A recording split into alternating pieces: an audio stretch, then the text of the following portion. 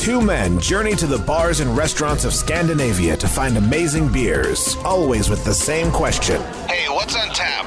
It's time to find out. How dare you, sir? We both want to start at the same time. I know, we're so excited about starting together. Yes. Hello and welcome to What's on Tap podcast. Nailed it. I'm your your host. host. Go ahead. You doing it? We're the worst. We totally rehearsed this. I am your host, Martin. I am Stefan. And I have recently been on a trip abroad. You have. To the Netherlands town of Breda. Yes. A scant, 30 minutes north of... The Belgian border. The Belgian border, yes. And also where Beer Republic ships from. We'll get to that. So Breda is a town of about 180,000. Oh, that many people? Yeah. It does not feel that many people. No. It feels like a super quaint little town with the central core of the city is just these old buildings and cathedrals, and it's just beautiful. Yeah. It must be one of those things where the incorporated space of Breda must be quite large. Yes. But the actual town itself is pretty small. Yeah. I think in the region, the North Brabant, I think they're the second largest after Eindhoven, where the Nazis raised hell. Yeah, but you can basically walk around Breda in an hour. I mean, there's not that much. No, that's true. Yeah. So I was there I came on a Friday, left on a Sunday. I had other things to do there, but I managed to squeeze in about 10 bars, of which 4 were brew pubs and a really good beer store. Mm-hmm. So the beers that we're going to have today are from that beer store. But you mentioned Beer Republic. I went to one bar because Stefan has also been to this little town of Breda. Oddly enough, I have been to Breda. So my former job, their Dutch headquarters were based in Breda, which is, I guess, about 2 hours south of Amsterdam. Yeah. So you fly to Amsterdam and then take the train down. It's a pretty easy travel. Me and my traveling partners, we went there by car from Sweden and back. And the bar scene was great. There was one bar with amazing selection of American rare beers, like imperial stouts from all of the breweries we usually see at MBCC. And that might have been the bar connected to Beer Republic. I'm pretty sure the Beer Republic has a bar there. Because, like you said, it's this weird oasis in the middle of traditional Dutch and Belgian style beers. And then you walk into this one bar and you're like, they've got microphone and Finback and and Trillium IPAs. This isn't what I expected. Where am I? This isn't supposed to be happening. Exactly. And that particular bar was Café Zizic. Yeah. And it was great. And I got to talk a lot with the owner of the brew pub called De Beerd, which are now the oldest privately owned brewery in Breda. There was an older called Breda Brewery, but they were bought up by AB InBev. Oh, okay. So they sold out. So I got to experience a lot. There is a big brewery from Breda, but we will actually save that for another episode. Nice. So there's one brewery we won't be talking about. But I made a conscious effort to try to find as many Breda beers as possible and try them locally. And 2 of them... It's always fun. I love going to it. I was sure, I can always... it's great that they have Trillium and Treehouse and Microphone and all of these different places. But what do they have locally? What are they doing locally? Those are the ones I want to try. Exactly. And sometimes you find a place where you're just wow, what a little great hidden beer spot. And then some places you're just wow, they should really just stick to making wine or some other liquors instead. Exactly. So in the eastern part of Breda, I went to the beer store called Beer Lokaal. And I had done a little bit of research. So I knew a few breweries that I was looking for. And I asked the owner for help. And he immediately says, well, you see this big shelf here. This entire shelf section is just Breda breweries. I slammed my hands. Pulled up your sleeves and pulled up my sleeves and started to botanize. Brought out your phone and started just like check. Exactly.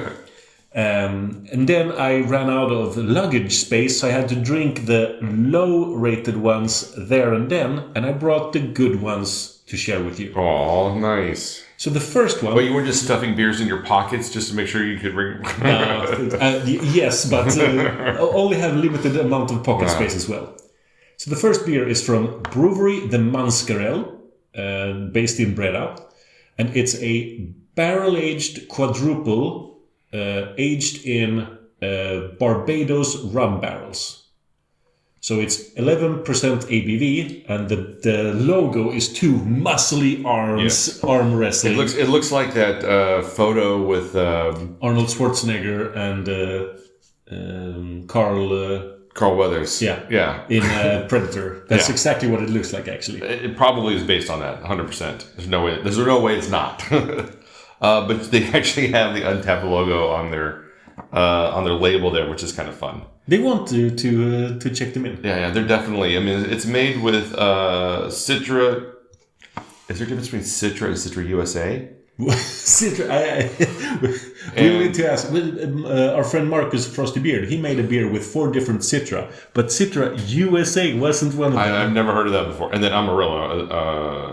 Amarillo. Yeah. So. It's interesting that you mention American hops on a Belgian quad made in Netherlands.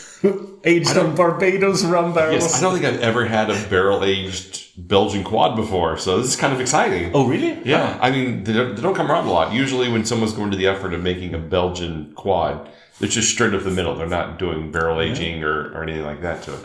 La Trappe, the Trappist brewery in Netherlands, they make quite a lot of barrel-aged variants. Okay. The problem with this one is it smells very fruity, almost... I think it smells like gingerbread to me. Gingerbread? Yeah. It's very spicy. Yeah, there's a lot of spices on this. It's like I said,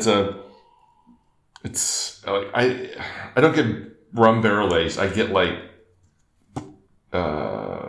peppercaca, gingerbread. Yeah, gingerbread cake, spice cake. And this is the only beer I've had from the Manskerel, because I went basically for one beer from each. I tried to find interesting styles.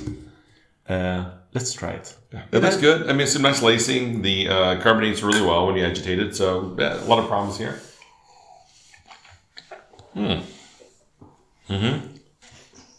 It's quite boozy. Tastes almost like orange chocolate. It's got a bit of a tannic nature to it. Yeah. Which gives a slightly sour flavor, which I am surprised for. I thought it would be more rum barrel forward. I don't quite get that. It's very thin. Yep. I thought it would be a little more full body. It's not that at all. It's almost watery kind of in the mouthfeel. It's a bit of a dud, to be honest. It is a bit of it. It does feel like it died in the bottle. Yeah. This isn't the best beer. A lot of the beers I had from Breda breweries were middle of the road, like 3.75 IPAs and stuff. This one isn't very good, unfortunately. So for me, one of the signs of a Belgian quad, or really a Belgian style beer, is if you agitate in your mouth, it almost turns instantly to foam because there's so much carbonation and everything. This is the opposite of that. Yeah. This just doesn't do anything. It just lies. It's dead on arrival. That's a real shame. Yeah. I'm just going to go ahead and give this like a 2.5. I'm surprised because that's what I'm going to give it. Okay. I thought you were going to give it much lower. I was feeling generous today. It does have some rum flavors. It does have some it's not chocolate, but it's sweetness going towards chocolatey variant kinds. But it's not very good, unfortunately. At 11%, it's just not worth the alcohol points that you're giving up to have this. It's not worth it. This is I guess if you're just looking to get drunk, this beer will will get you there, but it's not something you're going to enjoy in the process. No. So we'll move on to the second beer. Yeah, and this smells amazing, by the way. It is from a brewery called Big Belly. They're a contract brewery based in Breda, but I don't know where the beer is actually made. So let's ignore that. It's a waxed bottle, and it's called Liquid Desserts 30. And 30 here means it's the 30th batch of Liquid Desserts. It is a 2-year barrel blend, sticky Mexican coffee cake stout with salted nuts. I was going to say there was peanuts in the making of this because I can definitely smell that in the aroma. And just to read on the bottle, it says "the last one" in gold, and then it says, "Wow, what a ride! As pioneers of pastry-style brewing in the Netherlands, we whipped up tens of thousands of liters of daring, delightful, and outspoken beers. But after 30 mouth-watering concoctions, we've decided to call it a day. Although our Liquid Desserts series bids adieu, we're adding our very best recipe to our core lineup to savor whenever your heart desire. So, here's to a sweet farewell. Cheers! Signed William, Remco, and Tom." And I was recommended this especially by the owner of the guy behind the counter in Beer Local, just because it is the last of this series of pastry stouts from this Breda brewer. They are not quitting brewing, they're just stopping with their pastry stout line. And so this is everything you love. It's got coffee, cinnamon, vanilla, tonka beans, cocoa nibs, ancho chili, salt, and pecan nut extract. So yeah, I mean this it smells incredibly rich. You know what it smells like? It smells like Prairie Bomb. Prairie Bomb has more of a chili note to it. Yeah, it's got some chili notes in it.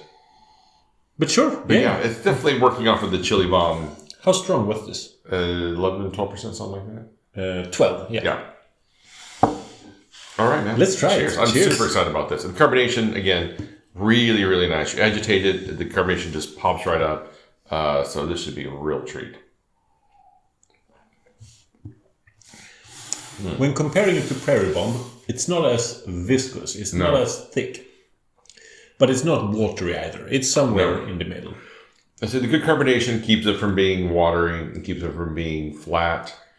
It's got really nice chocolate and ancho notes. And leather. And leather, yeah, that really comes through strong in the initial flavors. I'm getting a little bit of was it pecan nuts? Mm-hmm. But in the flavor, those are quite muted. Mm-hmm. You smell the salted whatever, pecan extract, whatever, but you don't really get that flavor in the profile when you drink it. It's very easy to drink. It's kind of light. Like you don't feel like you're drinking a 12% ABV beer. No, it's not like motor oil. Right. It's not motor oil. It's fairly light. It's very easy to drink. I could easily someone drinking this bottle without realizing this 12% and being very messed up. Yeah, but when I exhale after it, I do get some of that like alcohol vapors. Yeah. But it's not that. It's not. I don't say that as unpleasant. You want it to have some kind of effect. You don't want it to just taste like lemonade. Yeah, and there's the first sip gave me a slightly tannic, barrel quality to it. That has to be from the barrel aging. Yeah, 100% from barrel aging, but it doesn't. It kind of fades with subsequent sips. It goes away real quick. Yeah. But I agreed with you comparing it to Prairie Bomb in the initial aroma, but that's a mean comparison because Prairie Bomb is better. Prairie Bomb is 100% better than this. This is not really Prairie Bomb anywhere whatsoever. No. The smell really captures that aroma and kind of maybe sets expectations unfairly. Maybe. Because this is good, but it's not really doing it for me overall. No. I'm going to give it a 4. Oh, okay. That's much higher than I thought you would give it. It has a 4.17 average worldwide, but Yeah, that doesn't mean anything. Bind to the hive, whatever. No, but it has a lot of different. It has a lot of different flavors that makes it interesting. Yeah. This one's tough for me. I'm on like a 3.5, 3.75 kind of area. This is really one of those that if we did like 10, so it would probably like a 3.6. Yeah. Because it's, for what I like about it, I find that it's also lacking just as much. I think that the mouthfeel is really too light. It should be a little more viscous, a little thicker. Yeah. It should linger a little more in the aftertaste. And I wish the carbonation was a little bit better. Considering that it's so light of a beer, they should have upped the carbonation a bit.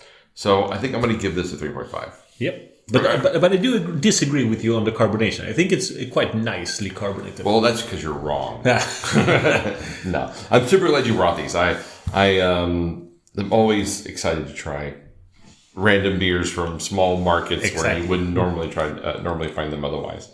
But you and I agree with each other. Going to another country to buy like American beer, it doesn't feel right. I did buy those beers when I was at Café Zizic. Yeah. But I mean, I'm faced with a Finback Imperial Stout that I've never gotten access to even at festivals. I need to try it. Yeah, of course. But yeah, I mean that's for me that's the whole point of going to small. So when I go and I travel, I'm always like, I want to try what's local, and then, if once I've exhausted that, or there really isn't anything to try local, then I'll look at, what's in the larger country. And so much so that, like, if I'm going to Spain, I don't just want beers from Spain. I want beers from that region that I'm in Spain. In some places you find, like, real interesting, isolated little portals of breweries doing really interesting stuff. And in some places you're like, oh, well, this is where this brewery that I love is based out of. I didn't even know they were here. Exactly. Like when I found out that Sudden Death was based out of Lübeck. Yeah. No idea they were there. An amazing discovery. Yeah. What do you call it? Brewery there. Yeah. So yeah, this was super fun. Really glad we tried these. And I highly recommend any trips to Breda. It is an amazing, quaint, cozy town with a lot of good beer places, and just a great city core with old style buildings. Yeah, it's a good afternoon hang, I would say. Yeah. All right. Well, we'll wrap this up here. You can find us online at what'sontappodcast.com, Instagram, Facebook, Spotify, YouTube, and wherever you find podcasts, you'll find us. So until next time, keep drinking, you dum-dums.